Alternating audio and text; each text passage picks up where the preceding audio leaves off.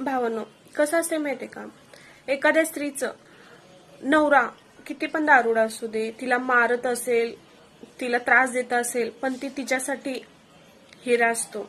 कारण आयुष्यभरासाठी त्याच्यासोबत तिनं नातं जोडलेलं असतं, भले तो कसाही असो.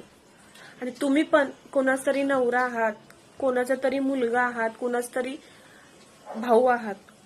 पण प्रत्येकाच्या नवऱ्यावरती वाईट कमेंट करणं हे गरजेचं नसतं भावांनो. कारण तुम्ही पण कोणाचा तर नवरा आहे, समजलं का. उद्या तुम्हाला जर दुसऱ्याने कोणी कमेंट वाईट केली तर तुमच्या बायकोला राग येणं साहजिक आहे.